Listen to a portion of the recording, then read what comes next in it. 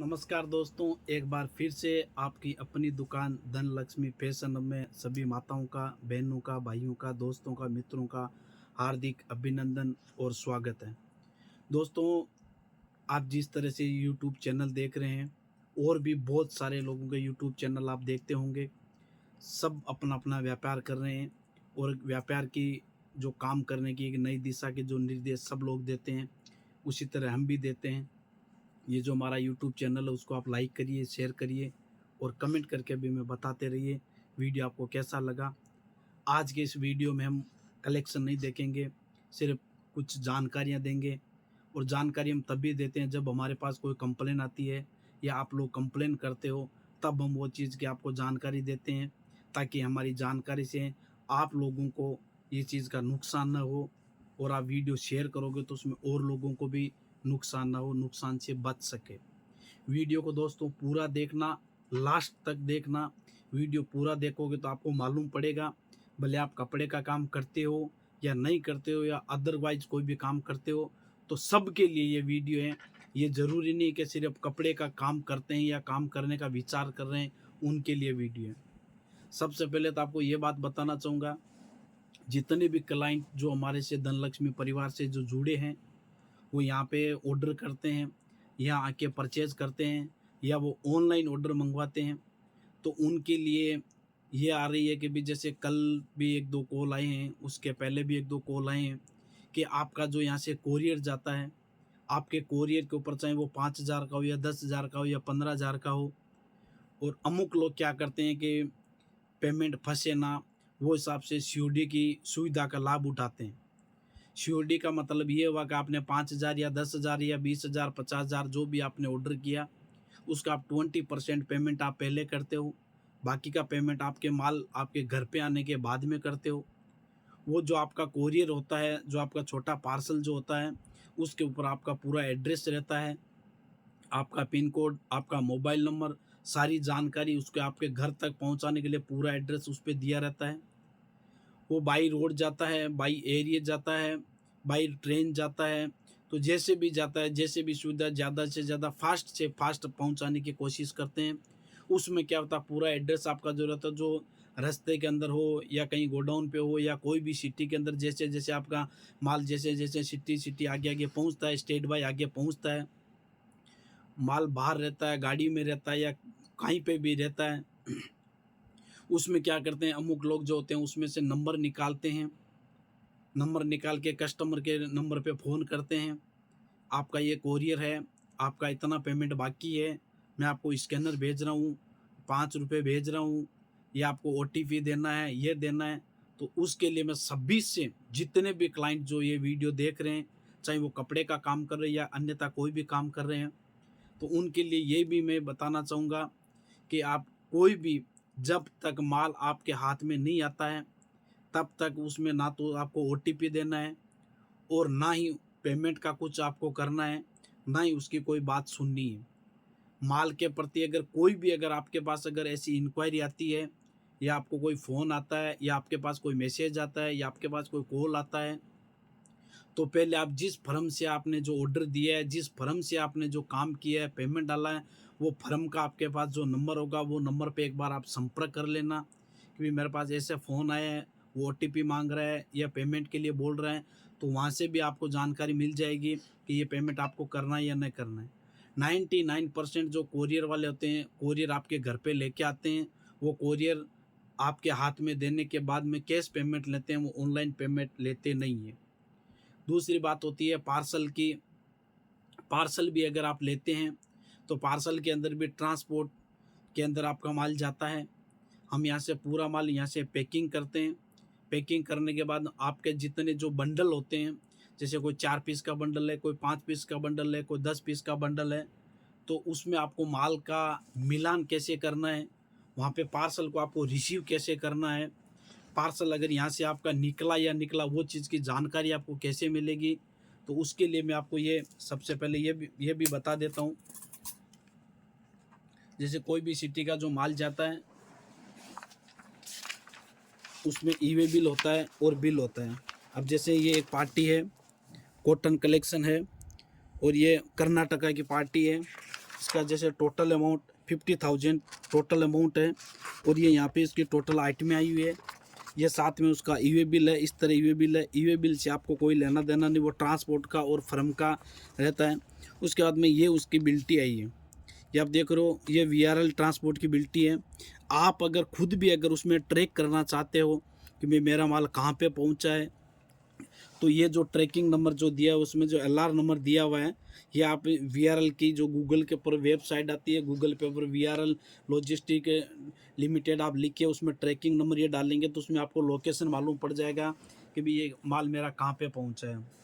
दूसरा ऑप्शन होता है उसमें, ये यहाँ पे दिए रहते हैं उसमें बिल नंबर और बेल, आपके कितने पार्सल है, ये यहाँ पे उसके पेमेंट की वैल्यू दी रहती है कि आपने कितना माल लिया है, उसकी वैल्यू रहती है। आपको वहाँ पे पेमेंट पे कितना करना है, ट्रांसपोर्ट में आपके जो पार्सल आए 1 या 2 पार्सल आए तो उसके लिए यहाँ पे ये पेमेंट अमाउंट दिया हुआ है 580 रुपये, आपको वहाँ पे पेमेंट पे करना है, तो ये भी यहाँ पे दी हुई है।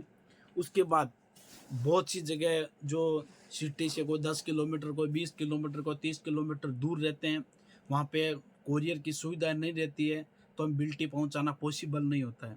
90% हम क्या करते हैं, CC अटैच विथ पास करके भेजते हैं, यानी ये जो सेकंड कॉपी है, ओरिजिनल जो कॉपी होती है हम ट्रांसपोर्ट के साथ में लगा देते हैं, और ये डुप्लीकेट कॉपी रिकॉर्ड के अनुसार हम रखते हैं और कस्टमर को उसकी फ़ोटो दे देते हैं।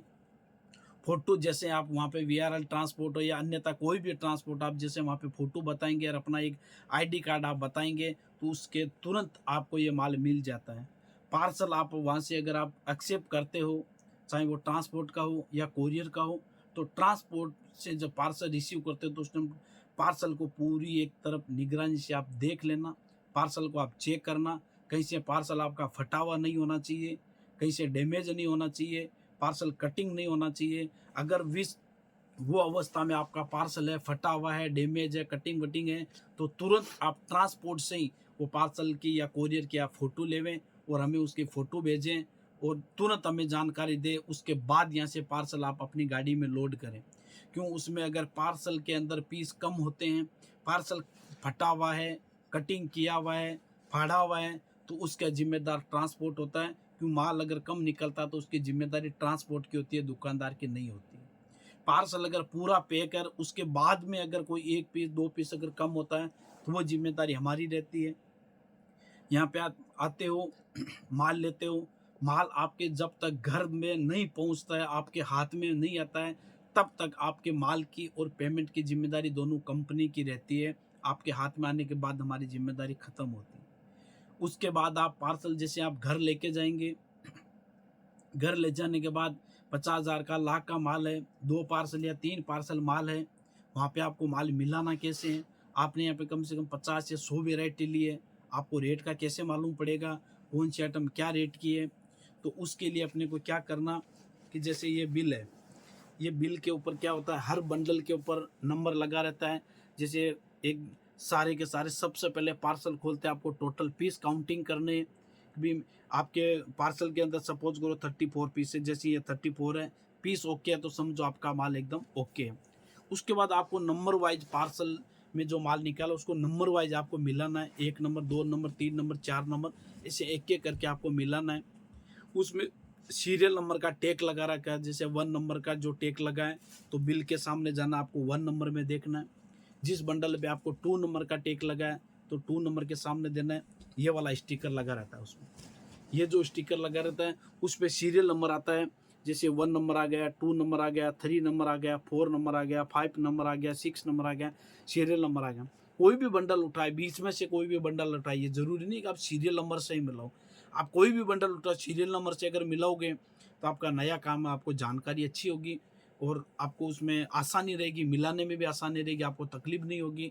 तो जिस सपोज करो कोई बंडल पे 5 नंबर लिखा हुआ है, आपको यहाँ पे जाना सीधा, ये 5 नंबर की सीरियल है, यहाँ पे 4 पीस 630 रुपया। कोई बंडल के ऊपर अगर 9 नंबर लिखा हुआ है, आपको सीधा यहाँ पे जाना, ये 9 नंबर है, ये 2 पीस 350 रुपये। इसी तरह उसमें क्रम वाइज बढ़े जाते हैं, जितना आपका बजट है, जितना आपका माल है, उसी के अनुसार उसमें आगे आगे बढ़ते हैं। हर ट्रांसपोर्ट की अलग अलग बिल्टियाँ आती है। अब ये देख लो, ये गुजरात का ट्रांसपोर्ट है। उसके बाद हम क्या बिल्टी का भी रिकॉर्ड रखते हैं, ईवे बिल का रिकॉर्ड रखते हैं, कोई भी ट्रांसपोर्ट का, ये गुजरात के ट्रांसपोर्ट की जो होती है उसमें सेकंड डे माल मिल जाता है गुजरात के ट्रांसपोर्ट का। हर बिल के अंदर ई बिल भी लगता है, ये गुजरात का ट्रांसपोर्ट है। और भी आपको दिखा उस तरह हर में, ये आप देख रहे हो ये VRL की है, ये आप देख रहे हो इधर राजकोट की है। तो उसी तरह हर बिल के अंदर आप बिल्टी का जो रिकॉर्ड है वो भी हमें रखना पड़ता है। आज नहीं, आप कभी भी बोलो तो उसके लिए हम देते हैं। दूसरी बात जो शुरुआत में मैंने बताई कि भाई कोरियर हो या ट्रांसपोर्ट हो या अन्यथा आप कोई भी दुकानदार से परचेज करते हैं, अगर पेमेंट आपको डालना है और मैं आपको ये स्कैनर भेज रहा हूँ कि आप स्कैनर को आप ओपन करिए और ये स्कैनर के अंदर आपको 5 रुपये मिल रहे हैं, आप वो आप चेक करो आपके पास आए कि नहीं। पेमेंट तो मंगवाना है तो फिर मैं 5 रुपये आपके लिए किसके लिए भेज रहा हूँ। तो ये सब गुमराह करने की बातें होती है। तो आप वैसे आजकल हिंदुस्तान ये टेक्नोलॉजी का ज़माना है, सब लोग ये सब चीज़ों को जानते हैं, कोई ऐसा करता नहीं है। फिर भी अमुक लोग गिनती के कोई एक दो रह भी जाते हैं। तो हमारा एक ये जानकारी देने का ये मकसद है कि किसी भी भाई का 5 रुपये का भी नुकसान ना हो। दूसरी बात ये है कि अभी काम की अगर बात करें तो दोस्तों दिन ब दिन रोज़गार है वो कम होता जा रहा है, लोगों की नौकरियां जा रही है, लोगों के पास काम नहीं है। मशीनरी इतनी ज़्यादा आ गई, क्या 2010 में या 2008 में अगर देखते हैं, आज से 10 साल 12 साल पहले की बात है, ज़्यादा पुरानी नहीं है। उस टाइम PCO चला करता था, STD चला करता था, आज वो पूरा बंद हो गया। उस टाइम 50 रुपये 100 रुपये 200 रुपये में दुनिया भर के मजदूर मिल रहे थे। आज हिंदुस्तान के अंदर ऐसी ऐसी मशीनें आ गई जो 10-10 आदमियों का एक साथ काम कर लेती है। जिससे पहले कोई शादी पार्टियों में फंक्शन होता था तो वहाँ पे रोटियां बनाने के लिए, ये पूड़ियाँ बनाने के लिए 15-15 20-20 आदमी जाते थे। आज वहाँ पे मशीनें लग गई, आदमी की जरूरत खत्म हो गई। तो इसी तरह जो आप काम कर रहे हैं उसमें से अगर जो बिजनेस की जो लाइन एक ऐसी लाइन है तो उसमें कोई मशीनरी नहीं आएगी। कपड़ा बनाने की मशीन है लेकिन कपड़ा बेचने की आज तक कोई मशीन ना तो आई है और ना ही कोई आएगी। कपड़े का बिजनेस हो या अन्यथा कोई भी बिजनेस हो जिसमें आप इंटरेस्टेड हो, आप बिजनेस की लाइन में आइए। मैं ये नहीं कह रहा हूँ कि आप को उसमें लाख रुपए इन्वेस्ट करना है या 5 लाख इन्वेस्ट करना है या 2 लाख इन्वेस्ट करना है। शुरुआत के तौर पे आप 20,000 या 25,000 या 15,000 10,000 से आप शुरुआत कर सकते हैं। कुर्ती हो, ड्रेस मटेरियल हो, लेगिंग्स हो, प्लाजो हो, दुपट्टा हो, ड्रेस मटेरियल हो, ये जो मेरा आउटलेट है ये पूरा का पूरा ड्रेस मटेरियल का, लेगिंग्स का, प्लाजो का, दुपट्टे का आउटलेट है। यहाँ पे भी बहुत सारी वैरायटी मिल जाती है और इसी से आप धीरे धीरे धीरे धीरे धीरे धीरे उसमें थोड़ा सा लगन, थोड़ी सी ईमानदारी, थोड़ा सा अगर आप ये सब चीज़ रखेंगे, कॉन्फिडेंट रखेंगे तो आप बिजनेस कर सकते हैं, बिजनेस की लाइन में आ सकते हैं। आज आप कहीं जा रहे हो, नौकरी कर रहे हो, आपके जैसे वहाँ पे 40-50 100-150 वर्कर काम करते हैं। अगर उसी चीज़ को आप वहाँ पे देखते हो, वहाँ पे भी कोई मालिक होगा, कोई आपका जो मेन जो ओनर होगा उसके नीचे आप 40-50 लोग आप काम कर रहे हो। वही चीज़ अगर आप अपने आप में उतार लो कि नहीं, आज यहाँ पे हम 40-50 काम कर रहे हैं, मेरे को 12 महीने 2 साल 3 साल या आने वाले 5 साल में मेरे को ऐसा काम करना है कि ये 40 आदमी मेरे नीचे भी काम करें, मैं भी उनको रोजगार दूँ। तो दोस्तों बिजनेस एक ऐसी चीज़ है, बिजनेस कोई छोटा या बड़ा नहीं होता है। चाहे वो सब्जी की लारी हो, चाहे फुटपाथ पे करो, चाहे आप शोरूम में करो या आप दुकान से करो या आप घर से करो, कहीं से भी कर सकते हो। बिजनेस बिजनेस होता है। आज हिंदुस्तान के अंदर देख लो या बाहर भी आप देख लो, जैसे अंबानी है, टाटा है, मित्तल है, तो ये सब नौकरी नहीं कर रहे हैं, ये गवर्नमेंट नौकरी नहीं कर रहे, उनका खुद का बिजनेस है। हजारों आदमियों को रोजगार दे रहे हैं, हजारों आदमी उनके नीचे काम कर रहे हैं। वो भी एक अपनी तरह साधारण इंसान ही है, वो कोई बाहर से नहीं है, कोई अलग नहीं है, अपनी तरह इंसान ही है वो भी। और उनका जो काम है दिन ब दिन और भी वो बढ़ता जा रहा है। ये फेल हुआ तो ये कर लिया, ये फेल हुआ तो वो कर लिया। बिजनेस एक ऐसी चीज़ है, आदमी का जो माइंड है वो ऑटोमेटिक चलाता है। आपके पास दो पैसा आएगा, आप काम करेंगे, दिमाग ऑटोमेटिक चलता जाएगा, किसी से दिमाग लेने की ज़रूरत नहीं होती है। पैसा आता है तो दिमाग ऑटोमेटिक काम करने लग जाता है। आज आपने 5,000 से शुरू किया है, आपका वो 5,000 का माल 15 दिन में या 10 दिन में बिक गया, आप दोबारा 10,000 का लेके जाओगे, तीसरी बार आओगे 50,000 का लेके जाओगे। ऐसे करते करते दुकान डालोगे, दुकान से शोरूम डालोगे, एक शोरूम अच्छा चल रहा है, आप दूसरी जगह इन्वेस्ट करोगे, वो अच्छा चल रहा है, तीसरी जगह करोगे, 2 जगह 3 जगह से अगर आपकी इनकम चालू हो गई, आपका पैसा चालू हो गया, आप तीसरी जगह कोई अदर चीज़ में आप इन्वेस्ट करोगे कि भाई ये तो काम हो ही रहा है, अभी यहाँ पे इन्वेस्ट कर रहे हैं, यहाँ पे इन्वेस्ट कर रहे हैं। बिजनेस एक ऐसा चीज़ है, अगर आप नौकरी की लाइन में हो, आप 20,000 या 25,000 रुपया, 50,000 रुपया, लाख रुपया कमा रहे हो, आपका माइंड उतनी तक ही चलेगा, अपने को क्या करना है, सुबह जाते हैं शाम को आते हैं, लाख रुपए मिल रहा है, 50,000 मिल रहा है, नहीं उससे कुछ नहीं होगा। बिजनेस करना है। अभी आप देख रहे हो कहाँ से 10 साल पहले 2010-2008 के अंदर जो चीज़ 5 रुपये में मिला करती थी, आज वही चीज़ 2022-23 के अंदर 15 से 20 रुपया, 22 रुपये की हो गई। आप सपोज करो 2030 तक है, और कठिन जीना हो जाएगा। अपना नहीं, अपने बच्चों का भविष्य वो और ज़्यादा कठिन हो जाएगा। आज जो चीज़ 2008 में 2010 में 5 की मिलती थी, आज हमें 15 रुपये की मिल रही है। 2030 में वही चीज़ 40 से 45 रुपये की मिलेगी। नौकरी स्थायी है, सैलरी स्थायी है, इनकम स्थायी है। लेकिन बिजनेस अगर करेंगे तो उसमें जो महंगाई बढ़ रही है उसके अनुसार अपनी इनकम भी बढ़ रही है, तो महंगाई से अपन लड़ सकते हैं, महंगाई का सामना कर सकते हैं, अपन पीछे नहीं हटेंगे। अगर नौकरी करते रहेंगे तो अपने को पीछे हटना ही पड़ेगा। जो काम 1 रुपये में होता है वहाँ पे अपने को 50 पैसा ही खर्च करना पड़ेगा। तो दोस्तों, इसी तरह आपको जो मैंने सेफ्टी की जो बातें बताई है उस पे भी आप ध्यान देवें। भले आप कपड़े का काम करो, अन्यथा कोई भी काम करो, और साथ साथ में और भी अगर काम कर रहे हैं वो भी ये सेफ्टी का ध्यान रखें। क्यों, जितनी सुविधा आती है उतनी प्रॉब्लम भी आती है।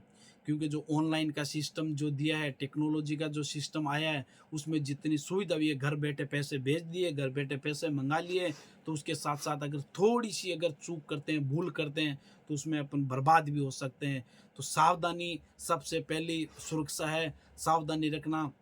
वो कहावत है कि सावधानी हटी और दुर्घटना घटी। तो अपने को सावधानी रखनी है, दुर्घटना नहीं करनी है, सावधानी के साथ काम करना है। चाहे आप कोई भी बिजनेस की लाइन में हो, या कोई भी फैक्ट्री एरिया में हो, या कोई भी नौकरी में हो, कहीं से भी हो, जो भी माताएं बहनें जो काम करते हैं, जो घर से काम कर रहे हैं, या काम करने की सोच रहे हैं, या जो चालू कर रहे हैं, हमारा एक शुरू से ही जब से ये फर्म चालू हुआ तब से नारी शक्ति के लिए यही संदेश रहा है कि नारी शक्ति को फुल सपोर्ट करना है, नारी शक्ति को एक हिम्मत देनी है, नारी शक्ति को ये काम के लाइन में लाना है।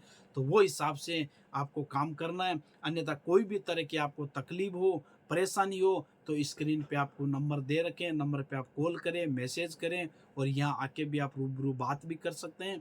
तो आज की वीडियो में बस इतना ही। जय हिंद, जय भारत।